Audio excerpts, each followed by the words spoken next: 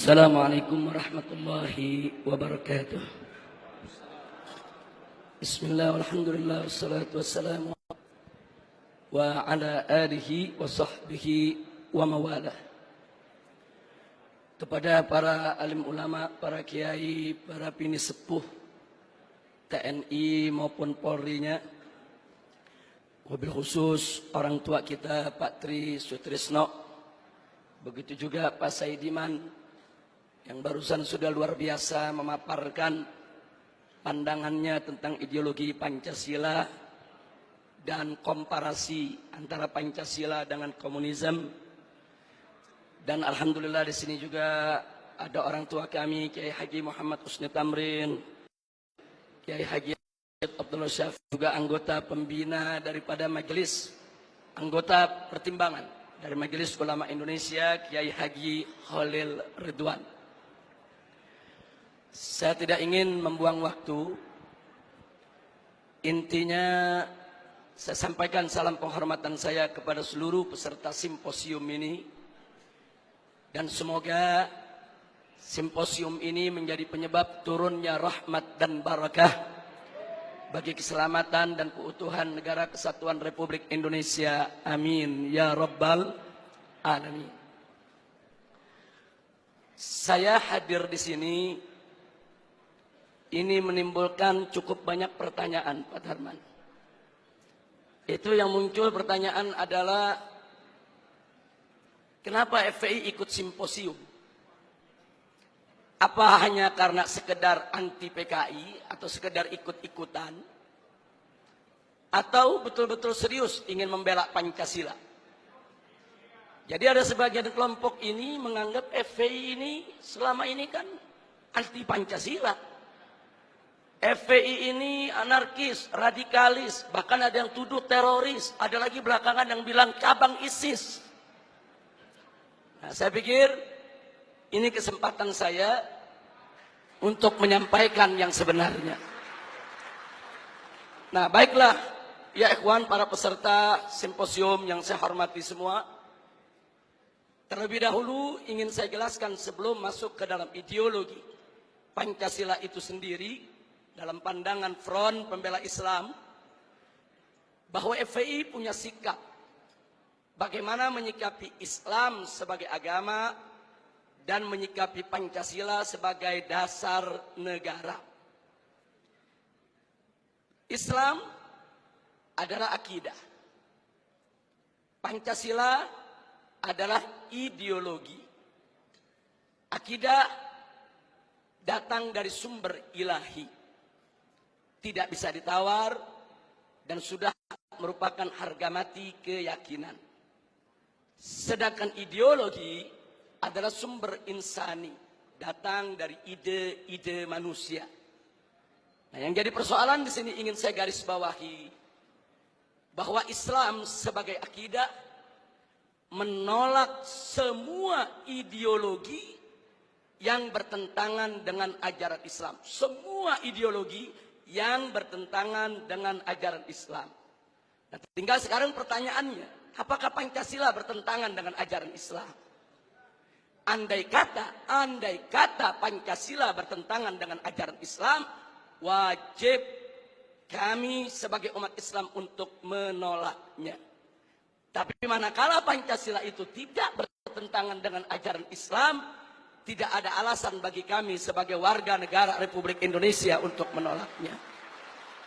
Nah, untuk itu, di sini langsung saja untuk menyingkat waktu, perlu kita sama ketahui bahwa ideologi di dunia ini, apapun warnanya, apapun jenisnya, apapun bentuknya, tidak keluar dari tiga kelompok.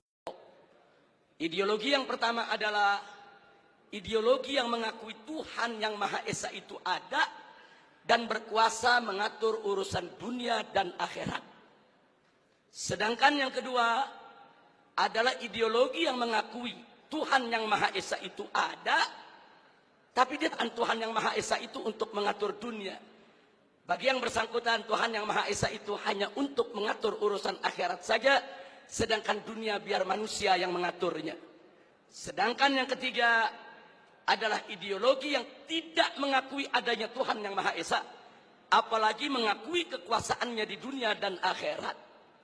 Nah, tinggal pertanyaannya, Pancasila masuk kelompok ideologi yang mana? Untuk yang nomor 3 sudah jelas. Di sanalah bercokol, yaitu kelompok ateisme, kelompok komunisme, leninisme, marxisme, yang memang mereka tidak mengakui kekuasaan Tuhan Yang Maha Esa. Sedangkan kelompok yang kedua ini terkenal sekali, ini merupakan kelompok-kelompok sekuler sejati yang tidak ingin sama sekali menjadikan agama yaitu sebagai dasar pijakan di dalam mengambil kebijakan-kebijakan negara. Sedangkan yang nomor 1 ini bukan hanya sekedar mengakui Tuhan Yang Maha Esa itu ada, bahwa Tuhan Yang Maha Esa itu bisa mengatur urusan dunia akhirat, sehingga segala kebijakan negara tidak boleh bertentangan dengan aturan-aturan yang datang dari Tuhan Yang Maha Esa. Dan alhamdulillah, kalau kita memperhatikan pembukaan Undang-Undang Dasar 1945, di sana ditegaskan dengan tanpa keraguan. Begitu juga ditegaskan kembali dalam batang tubuh Undang-Undang Dasar 1945 pasal 29 ayat 1, bahwa negara Republik Indonesia berdasarkan ketuhanan Yang Maha Esa. Dan pada pasal 29 ayat 2 ada jaminan dari negara bahwa tiap warga negara bebas untuk melaksanakan dengan keyakinan asing. Dengan demikian, bahwa sesuai dengan pembukaan Undang-Undang Dasar 1945 dan batang tubuhnya, bahwa Pancasila menganut ideologi yang pertama sehingga tidak bertentangan dengan Islam, bahkan harus diasuh dalam rawatan Islam. Jadi maksud saya diasuh dalam rawatan Islam, umat Islam sebagai mayoritas penduduk Republik Indonesia harus ikut secara proaktif, ikut serta di dalam menjaga Pancasila, merawat Pancasila, memelihara Pancasila. Jangan sampai Pancasila ditafsirkan dengan aneka ragam penafsiran yang diselewengkan. Nah, mudah-mudahan umat Islam seluruh Indonesia bisa memahami ini dan bisa ikut serta dilibatkan untuk menjaga daripada peninggalan para founding father selaku pendiri alamin. Nah baik, dari sinilah ingin saya katakan, saya tidak sepakat, sekali lagi terlebih dahulu saya sampaikan, saya tidak sepakat kalau ada yang mengatakan Pancasila itu pilar negara. Karena dalam Undang-Undang Dasar kita, Pancasila itu adalah dasar negara. Andai kata ada kelompok-kelompok yang tetap ngotot, ini bukan sembarangan pihak. Karena kemarin yang mengkampanyekan 4 pilar negara itu DPR MPR ke seluruh Indonesia. Nah, karena itu saya katakan, andai kata pun 4 pilar negara itu sebagaimana yang mereka sampaikan, yaitu Pancasila, kemudian juga ada Undang-Undang Dasar 1945, Bhinneka Tunggal Ika dan NKRI, seluruhnya tetap harus berdiri atas dasar ketuhanan Yang Maha Esa. Sehingga saya berani mengatakan dalam forum ini, Indonesia adalah negara berdasarkan ketuhanan Yang Maha Esa. Artinya bagi kami umat Islam, Indonesia adalah negara tauhid, bukan negara ateisme. Nah, ini sengaja saya ingin tekankan di sini. Walaupun tadi katakanlah Pancasila, UUD 45, Bhinneka Tunggal Ika, NKRI, mereka ingin jadikan sebagai pilar. Tapi jangan lupa bahwa sila pertama daripada Pancasila, yaitu ketuhanan Yang Maha Esa, itu merupakan sumber daripada sila-sila yang lainnya. Sila kedua, kemanusiaan yang adil dan beradab, itu semua bersumber daripada ajaran Tuhan Yang Maha Esa. Sila ketiga, persatuan Indonesia, itu juga bersumber daripada ajaran Tuhan Yang Maha Esa. Nah, kemudian sila keempat, kerakyatan dipimpin oleh hikmat kebijaksanaan dalam permusyawaratan perwakilan. Itu pun juga bersumber dari ajaran Tuhan Yang Maha Esa tentang musyawarah untuk mencapai seluruh rakyat Indonesia. Itu juga bersumber daripada ajaran Tuhan Yang Maha Esa. Jadi dasar utama Republik ini adalah ketuhanan Yang Maha Esa. Dan ketuhanan yang Maha Esa bukan pilar negeri, tapi merupakan dasar negara. Mudah-mudahan Allah memberkahi kita semua. Nah baik, selanjutnya. Kalau bicara tentang ketuhanan yang Maha Esa, saya selaku dai, guru agama, juru dakwah untuk umat Islam, maka saya tentunya punya persepsi sudut pandang yang tidak boleh keluar dari ajaran Al-Quran dan As-Sunnah. Karena itu bicara tentang ketuhanan yang Maha Esa, maka segala bentuk perbuatan dan semua jenis pemahaman yang bertentangan dengan nilai-nilai luhur ketuhanan yang Maha Esa tidak boleh ada di seluruh wilayah negara kesatuan Republik Indonesia. Yang oleh karenanya, dengan tanpa ragu saya nyatakan di sini, segala bentuk perbuatan, apapun perbuatannya, apakah itu sihir, perdukunan, pemurtadan, riba, korupsi, miras, narkoba, judi, persinahan, pornografi, pornoaksi, premanisme, pembunuhan, dan terorisme, semuanya bertentangan dengan nilai-nilai luhur ketuhanan yang Maha Esa, tidak boleh ada di Republik ini ya ikhwan. Karena itu kami dari FPI selalu melakukan penentangan dan perlawanan secara konstitusional terhadap segala produk perundang-undangan yang melegalkan minuman keras, melegalkan prostitusi, melegalkan perjudian, melegalkan segala kemungkaran, karena semua itu bertentangan dengan nilai-nilai luhur ketuhanan yang Maha Esa. Karena tidak ada satu agama pun di Indonesia, tidak ada satupun agama di Indonesia, bukan hanya agama Islam, seluruh agama yang menghalalkan perbuatan-perbuatan munkar yang kita sebutkan tadi.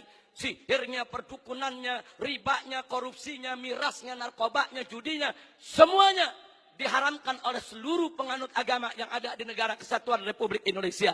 Sehingga ketuhanan yang Maha Esa sebagai dasar negara Republik Indonesia sudah tepat dan harus kita bela bersama, kita tegakkan di bumi Indonesia tercinta.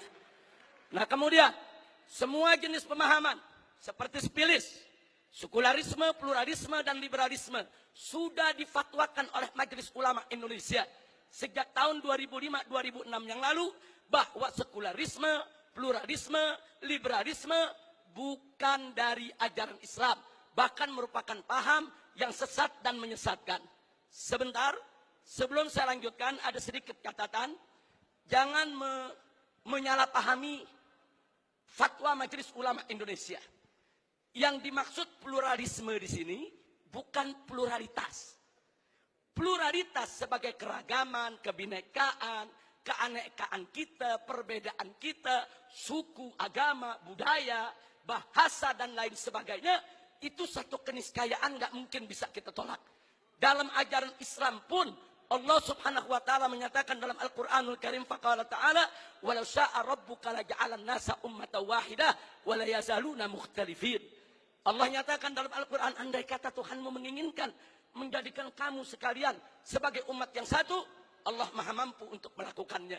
Tapi ketentuan Allah adalah wa la yazaluna mukhtalifin. Umat manusia akan selalu berbeda di antara mereka. Jadi perbedaan, kebinekaan, keanekaragaman kita merupakan sunnatullah, keniscayaan yang tidak bisa kita tolak. Karena itu saya katakan di sini, saudara, pluralitas semacam itu tidak berbeda dengan ajaran agama Islam. Berbeda dengan pluralisme. Yang dimaksud oleh Majelis Ulama Indonesia, pluralisme di sini adalah mencampur adukan agama. Melarang satu umat beragama untuk mengklaim agamanya yang paling benar dengan tidak mengakui agama yang lain. Sedangkan dalam ajaran Islam, la ikraha fiddin, tidak boleh ada paksaan dalam beragama. Artinya saudara, dalam Islam ini biarkan seorang muslim meyakini agama Islam adalah benar, selain Islam tidak benar. Dan biarkan orang Kristiani meyakini agama Kristiani adalah yang benar, selain Kristiani tidak benar. Biarkan orang Buddha, orang Hindu, orang Konghucu meyakini bahwa agama mereka benar, agama lain tidak benar. Yang penting mereka tidak menghina dan mencaci maki agama lain, saudara. Artinya ini kebebasan orang berkeyakinan, kebebasan orang beragama, saudara. Nah karena itu pluralisme yang menyatakan umat beragama tidak boleh mengklaim agamanya yang paling benar. Tidak boleh, yaitu mengatakan agama lain tidak benar. Ini adalah pemerkosaan keyakinan. Ini merupakan ajaran Islam. Nah ini sekedar catatan yang dimaksud dengan pluralisme supaya tidak terjadi kesalahpahaman. Dan yang berikutnya ini yang masuk dalam tema kita, saudara, paham-paham yang menyangkut komunisme, marxisme, dan leninisme ini juga merupakan pemahaman yang bertentangan dengan nilai-nilai luhur ketuhanan yang Maha Esa, sehingga paham komunis, marxis, leninisme tidak boleh ada di seluruh wilayah negara kesatuan Republik Indonesia. Karena itu saya barusan mendengarkan apa yang dipaparkan oleh Pak Saidiman, orang tua kita, sepuh kita, luar biasa, dengan usia yang sudah lanjut tapi punya semangat nasionalisme kebangsaan yang begitu tinggi untuk melawan paham-paham yang bertentangan dengan dasar negara kita, dasar ketuhanan yang Maha Esa. Mudah-mudahan Allah panjangkan umur beliau, diberikan sehat walafiat, taat ibadah, amin ya rabbal alamin. Nah, baik ya ikhwan, sekarang yang ingin saya sampaikan di sini, ada sementara pihak, maaf, kadang-kadang datangnya dari oknum pejabat sendiri, menina-bobokkan bangsa Indonesia dari kebangkitan PKI. Mereka mengatakan PKI sudah finish, PKI sudah selesai, PKI nggak bakal bangkit lagi. Itu cerita klasik itu, bohong itu, nggak ada itu PKI bangkit lagi, udah finish, udah selesai.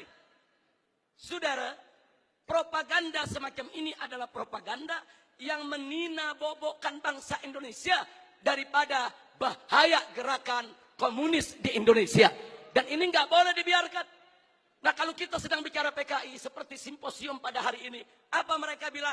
Ini kan cuma paranoid saja. Ini ketakutan yang nggak beralasan. Ini kan cuma komunis fobia saja. Kita ini di sini dituduh semuanya paranoid, hanya ketakutan yang berlebihan. Maka itu di sini perlu kita sampaikan, siapa bilang PKI itu tidak ada? Siapa bilang gerakannya itu sudah bubar dari Republik ini? Siapa bilang gerakan PKI itu, saudara, saat ini tidak mulai kembali mencengkramkan kukunya di bumi Nusantara ini? Mari kita lihat indikasi kebangkitan PKI, saudara, yang ada di Indonesia ini. Kita mulai dari yang pertama. Kita semua sama tahu, ada kelompok yang begitu ngotot menuntut pencabutan TAP MPRS nomor 25 tahun 1966. Kalau TAP MPRS ini dicabut, yang diuntungkan adalah keluarga besar PKI. Ini indikasi, saudara. Enggak mungkin yang bukan PKI menuntut pencabutan daripada TAP MPRS tersebut. Karena kalau TAP MPRS nomor 25 tahun 66 dicabut, yang untung bukan umat Islam, yang untung bukan tentara, yang untung bukan polisi, bukan, yang untung bukan negara, yang untung adalah kader-kader PKI. Nah, sekarang yang kedua, saudara, sebelum tahun 1998, sejarah pengkhianatan PKI di Madiun 1948 maupun G30S PKI 1965 itu tercantum, diceritakan dalam sejarah Indonesia, masuk dalam kurikulum. Jadi dari tahun 1965 sampai 1998, sejarah pengkhianatan PKI merupakan bagian daripada kurikulum pendidikan untuk pelajaran sejarah Indonesia. Tapi begitu masuk reformasi 98, saudara, pelajaran tentang pengkhianatan PKI baik di Madiun 1948 maupun G30S PKI 1965 dihapuskan dari kurikulum pendidikan. Saya bertanya-tanya, siapa ini manusia yang punya kekuatan bisa menghapus materi pengkhianatan PKI dari kurikulum? Ini bukan seorang biasa, saudara. Dia punya kekuatan politik, dia punya kekuatan ekonomi, dia punya kekuatan sosial. Kalau hanya rakyat jelata biasa, enggak ada pelajaran pengkhianatan PKI dari kurikulum, saudara. Sekarang sampai hari ini, saudara, apa yang terjadi? Yuk mari kita lihat, saudara. Anak-anak SD, SMP, SMA yang di tahun 98, saudara, baru mulai mencicipi sekolah, mereka nggak dapat lagi pelajaran tentang pengkhianatan PKI. Jadi dari tahun 98 sampai hari ini, generasi muda kita yang umurnya sekitar 25 sampai 27 tahun, mereka nggak tahu apa dan bagaimana PKI, saudara. Ini kurikulum ini penting. Kurikulum ini membentuk daripada ideologi bangsa, bentuk pemikiran kedokteran filsafat bangsa. Kalau jangan duluan saudara, 25 atau 27 ke bawah, tidak ada yang tahu PKI. Bahkan mereka merasa bangga pakai kaos dengan gambar Palu Arit karena ketidaktahuan mereka, saudara. Nah, lagi-lagi saudara, tadi saya katakan saudara, siapa ini pihak yang punya inisiatif untuk tersebut, saudara? Memperkenalkan kita begitu banyak. Buku-buku yang dikenalkan oleh Pak Tri tadi semuanya buku bagus, Pak. Cuma yang jadi persoalan, buku-buku tersebut menjadi tidak efektif manakala tidak diajarkan di sekolah-sekolah. Buku tersebut menjadi tidak efektif manakala tidak dijadikan sebagai bagian kurikulum pendidikan Indonesia. Maka itu saya usulkan kepada simposium ini untuk kita bersama-sama mendorong sejarah pengkhianatan PKI 48 dan 65 harus dikembalikan dalam kurikulum pendidikan nasional Indonesia dalam materi sejarah Indonesia, saudara. Baik, sekarang kita lihat lagi, saudara. Yang ketiga, sebelum tahun 98, saudara, televisi nasional khususnya TVRI setiap tanggal 30 September selalu memutar ulang film tentang pengkhianatan G30S PKI. So, hingga dari Sabang sampai Merauke, dari gunung sampai ke lembah, orang di kampung-kampung nonton film tersebut, saudara. Mereka tahu betapa biadabnya PKI, betapa zolimnya PKI, betapa pengkhianatan yang dilakukan oleh PKI. Tapi sayang sejuta sayang, setelah reformasi tahun 98, tidak ada satupun stasiun televisi sampai hari ini yang berani menayangkan kembali daripada film pengkhianatan G30S PKI, saudara. Ada apa? Siapa itu orang yang bisa nakut-nakuti televisi? Siapa itu orang yang bisa neken media televisi? Siapa itu orang yang menguasai media di kita punya negeri? Sampai media takut, nggak berani untuk menayangkan film itu kembali, saudara. Akibatnya 98 sampai hari ini anak-anak muda kita, saudara, anak kebiadaban saudara ditasa, saudara, dari Sabang sampai Merauke se-Indonesia, saudara. Nah, ini fakta, ini merupakan indikasi kebangkitan PKI yang tidak terbantahkan. Omong kosong kalau ada mengatakan PKI tidak akan bangkit. Omong kosong kalau ada mengatakan PKI akan bangkit atau PKI ini sudah final tidak akan bangkit lagi. Omong kosong, saudara. PKI sedang bergerak. PKI akan bangkit kembali. PKI akan melibas kita semua kalau kita tidak merapatkan barisan dari sekarang, saudara. Mudah-mudahan Allah menyatukan kita semua. Baik, yang keempat, langsung saja, saudara, kita tahu dulu sebelum 98 ada Litsus, penelitian khusus bagi pejabat publik di Indonesia, saudara. Seseorang ingin jadi gubernur, ingin jadi kepala daerah, apalagi mau jadi menteri, saudara. Ada penelitian khusus. Siapa dia? Bagaimana ideologinya? Apa keterkaitannya dengan PKI, saudara? Kalau terbukti ada keterkaitan dengan PKI, apalagi mengusung ideologi PKI, tidak akan pernah dilantik oleh negara sebagai pejabat publik, saudara. Tapi semenjak tahun 1998, Litsus ditiadakan. Tadi Pak Tri sudah sampaikan kepada kita bagaimana mereka menjadi kepala daerah, menjadi gubernur, menjadi wali kota, menjadi anggota dewan, saudara, masuk ke berbagai macam partai. Ini fakta, ini bukan sekedar cerita, ini bukan khurafat, bukan takhayul, bukan dongeng, tapi ini fakta yang kita hadapi. Nah, kemudian baik yang kelima, saudara. Nah, tadi sudah kita sebutkan putra-putri PKI keturunannya masuk ke partai-partai politik, masuk ke instansi lembaga-lembaga negara, saudara. Dan dari sanalah, saudara, mereka mempengaruhi kebijakan-kebijakan untuk keuntungan PKI. Baik, yang keenam, mari kita lihat lagi, saudara. Kita tidak boleh menutup mata. Sejak tahun 1998, begitu banyak buku-buku yang membela PKI. Dibagikan secara gratis, dijual dengan bebas di toko-toko buku, saudara. Enggak, pemerintah kita enggak mampu untuk melakukan tindakan apapun. Real, fakta, saudara. Bahkan ada satu anggota dewan, pimpinan satu komisi di DPR RI, saudara, begitu bangga mengarang buku mengatakan dengan judul "Aku Bangga Jadi Anak PKI".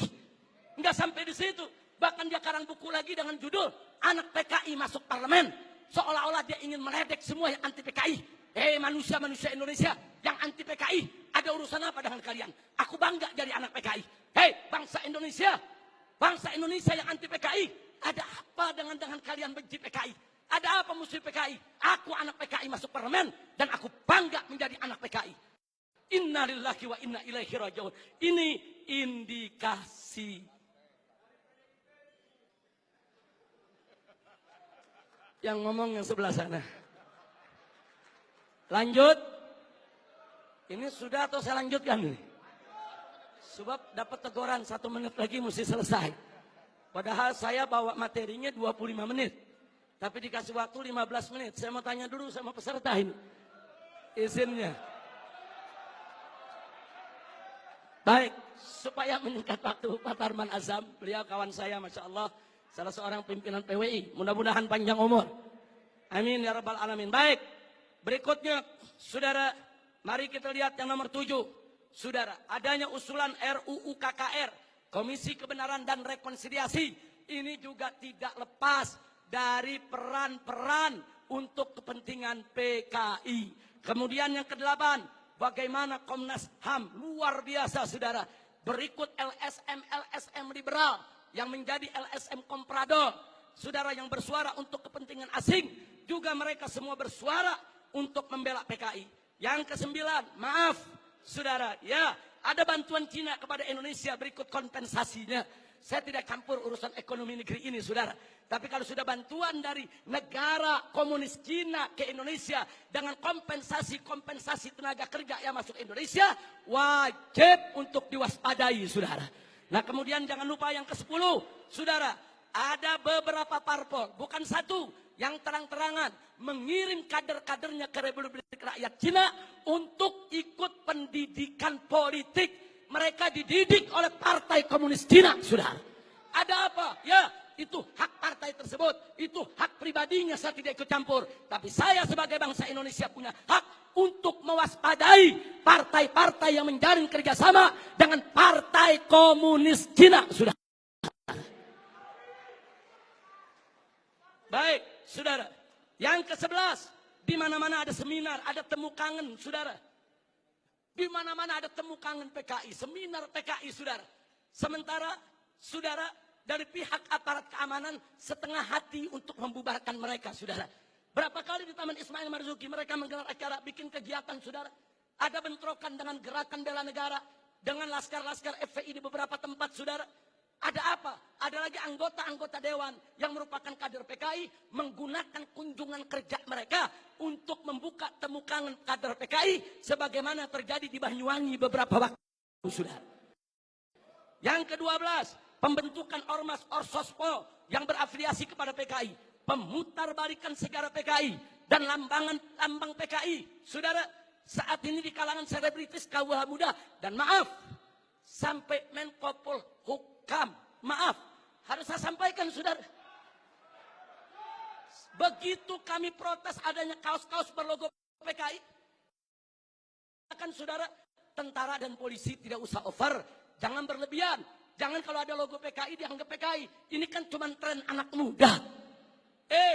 Logo PKI itu termasuk sosialisasi lambang PKI. Itu dilarang, saudara, oleh TAP MPRS nomor 25 tahun 66, dilarang juga oleh Undang-Undang nomor 7 tahun 27 tahun 99, dilarang juga oleh TAP MPR RI nomor 1 tahun 2003, dan dilarang oleh KUHP pasal 107 A, B, C, dan D serta E, saudara. Enggak bisa. Kalau itu sudah masuk larangan, seorang Menko Polhukam tidak berhak melindungi logo Palu Arit hanya dengan alasan itu adalah tren kaula muda, saudara. Takbir, Allahu Akbar, merdeka.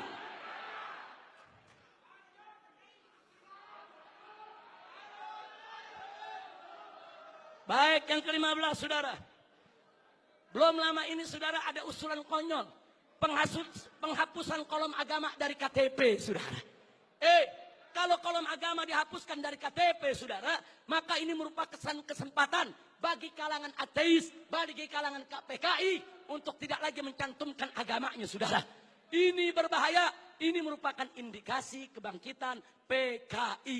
Baik, yang ke-16, saudara. Dorongan untuk minta maaf kepada PKI. Ada apa?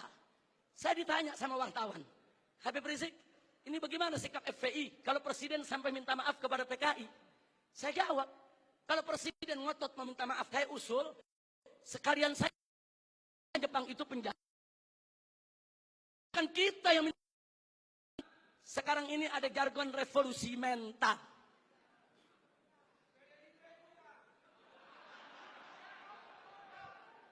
Kalau yang dimaksud revolusi mental adalah revolusi akhlak, revolusi moral, revolusi budi pekerti, dari tidak baik menjadi baik, tentu kami dari FPI akan sangat-sangat mendukung. Tapi kalau yang dimaksud revolusi mental adalah membebaskan jiwa dari ikatan agama, membebaskan jiwa daripada aturan hukum Tuhan, sebagaimana yang pernah disuarakan oleh Karl Marx, sebagaimana di tahun 50-an pernah dikampanyekan oleh PKI. Ini jargon PKI dulu, saudara. Nah, kalau itu yang dimaksud, kami menolak istilah revolusi mental kalau hanya memberikan kesempatan kepada PKI untuk bangkit, ya, kawan. 19, saudara, saat ini di beberapa karnaval, bagaimana tokoh-tokoh PKI, saudara, seperti Aidit, seperti Nyoto, saudara, itu dibawa-bawa, diusung-usung. Bahkan dalam karnaval peringatan HUT RI di Madura, saudara, di Sumatera Barat, kemudian di Jawa Timur. Ada apa kalau ini bukan indikasi kebangkitan mereka? Dan yang ke-19, saudara, maaf, beberapa waktu yang lalu juga ada simposium di Arya Duta. Saudara, ya, tujuan pemerintah baik, dimontopori oleh pemerintah. Bagus tujuannya, saudara. Tapi sayang sejuta sayang, saudara. Saudara, sium tersebut hanya menguntungkan kader bangsa Indonesia sendiri, saudara. Nah, karena itu, saudara, yang terakhir, yang ke-20, saudara. Yang terakhir, saya sedih, kecewa bercampur marah. Begitu saya saksikan di ELC, saudara, Indonesia Lawyer Club, di salah satu sebuah stasiun televisi, saudara, ada tokoh yang mengatakan korban. Kalau PKI itu korban, penjahatnya siapa? Kalau PKI korban, berarti penjahatnya NU, penjahatnya Banser, penjahatnya Masumi, penjahatnya tentara, penjahatnya Polri, penjahatnya negara, saudara. Nah, maka itu, saudara, ya kalau korbannya PKI, berarti penjahatnya Nahdlatul Ulama NU. Berarti penjahatnya Muhammadiyah. Enaknya, saudara, umat Islam ini dianggap semua sebagai PKI, kita tidak terima. Kepada yang bersangkutan, kalau ingin simpatik kepada PKI, itu urusanmu. Tapi jangan coba-coba mengatakan mereka korban. Itu akan menyinggung perasaan jutaan umat Islam di Indonesia. Baik, saudara. Saya di sini tidak mau sebentar, karena waktu sudah sebentar. Implikasi saya lewatkan dulu. Paling tidak apa yang saya sampaikan barusan itu merupakan sebab kenapa FPI ikut simposium ini, saudara. Nah, karena itu akhirnya langsung saja kepada poin terakhir, kesimpulan dari yang ingin saya sampaikan. Usulan FPI untuk simposium ini. Untuk simposium ini. Pertama, saya mendukung apa yang disampaikan oleh tadi Bapak Tri Sutrisno. Saudara, ayo kita kembali kepada Pancasila dan Undang-Undang Dasar 1945 yang asli, yang dijiwai Piagam Jakarta sebagaimana amanat dekret Presiden 5 Juli tahun 1959. Takbir! Merdeka! Yang kedua, ini usulan. Usulan boleh diterima, boleh ditolak, boleh suka, boleh tidak suka. Tapi paling tidak usulan ini menggambarkan beginilah nasionalisme FPI selama ini yang dijaga. Yang kedua, tolak segala perbuatan dan pemahaman ideologi yang bertentangan dengan nilai luhur ketuhanan Yang Maha Esa sebagai jiwa daripada Pancasila. Apapun ideologi, pemahaman, dan perbuatan yang bertentangan dengan nilai luhur ketuhanan Yang Maha Esa harus kita tolak, saudara. Termasuk pemahaman PKI, komunisme, ateisme, kemudian Leninisme, Marxisme, termasuk segala kemunkaran dan kemaksiatan yang bisa mengundang kemurkaan Allah sehingga bisa terjadi, yaitu malapetaka dan musibah di negeri kita. Yang ketiga, tegakkan dan laksanakan TAP MPRS nomor 25 tahun 66, Undang-Undang nomor 27 tahun 99, TAP MPRI nomor 1 tahun 2003, dan KUHP pasal 107A sampai E. Karena itu kita serukan TNI dan Polri jangan pernah ragu. Anda semua punya payung hukum untuk menindak, menutup, membubarkan setiap kegiatan PKI di seluruh wilayah NKRI ini, saudara. Kemudian yang keempat, ada 5 poin, saudara. Tolak formalisasi rekonsiliasi dengan PKI. Saudara, saya punya cerita. Di tahun yang lalu, 16 Agustus tahun 2015, kami Ormas Islam itu melakukan long march yang diikuti oleh ratusan ribu umat Islam dari Senayan, Sudirman, Tamrin sampai ke Istana. Kenapa kami gelar itu parade tauhid? Kami dengar dari sumber yang sangat terpercaya bahwa Presiden saudara bermasukkan saudara item permohonan maaf kepada PKI di dalam pidato kenegaraannya. Kita melakukan demo-demo kecil dan puncaknya yaitu saudara di situ umat Islam sepakat meminta pada PKI nama negara umat Islam, saudara, dan seluruh bangsa Indonesia dari Sabang sampai Merauke kita turun ke jalan, lengserkan siapapun presiden yang membela PKI, saudara.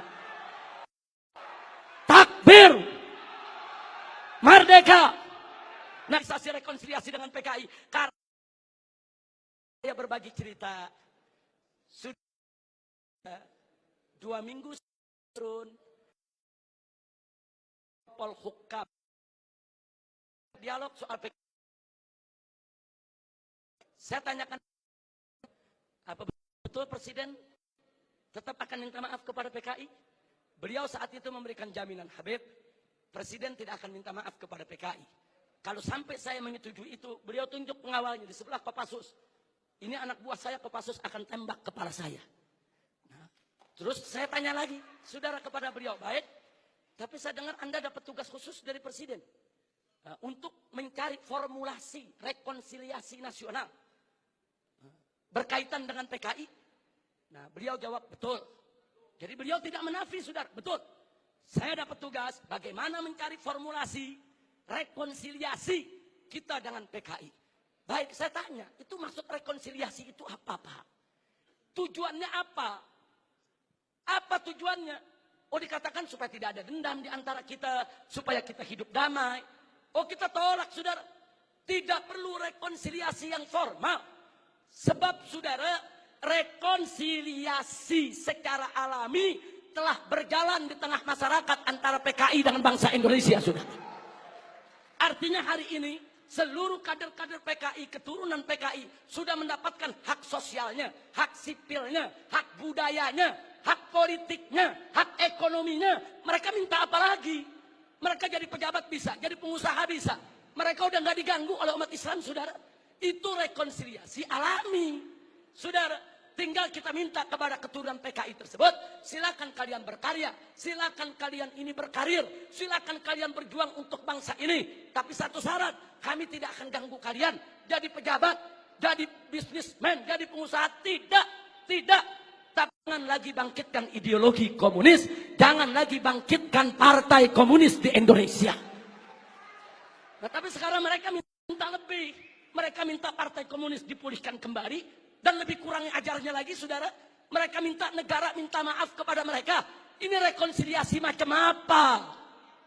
Maka itu rekonsiliasi yang diformalisasi oleh pemerintah, saya khawatir ini akan membuka luka lama sejarah. Dan ini bisa membuka fitnah yang sangat berbahaya, saudara. Makanya tepat yang dikatakan oleh Kiai Haji Salahuddin Wahid, cucu daripada saudara pendiri Nahdlatul Ulama beberapa waktu yang lalu, kalau presiden, pemerintah ini sampai minta maaf kepada PKI, akan melukai seluruh perasaan daripada warga NU.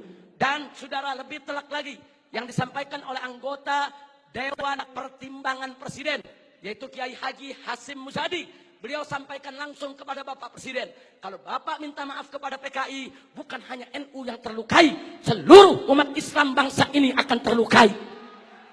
Ini bahaya, ini negeri udah damai, udah tenang. Kita nggak ribut-ribut lagi soal PKI, saudara. Kenapa mau dikorek-korek lagi luka lama, saudara? Nah, karena itu, saudara, kalau ada usulan bongkar itu kuburan massal yang isinya PKI, apa seluruh kuburan mau dibongkar? kuburan kiai-kiai, santri-santri, saudara, umat Islam yang mereka sembelih, apa semua mau dibongkar, apa semua juga mau dibangkitkan kembali, yaitu luka lama yang sudah ada. Ini pertimbangan tidak rasional, saudara. Karena itu kami dari FPI menolak formalisasi rekonsiliasi dengan alasan apapun, saudara. Tapi kami menerima kader-kader keturunan PKI saat ini dikembalikan hak sosialnya, hak ekonominya, hak politiknya, saudara. Kita terima, mereka bangsa kita, mereka saudara kita. Silakan hidup bersaudara berdampingan dengan kita. Dan mereka harus tunduk kepada Pancasila. Jangan lagi menghidupkan daripada komunisme. Sebagai penutup yang kelima,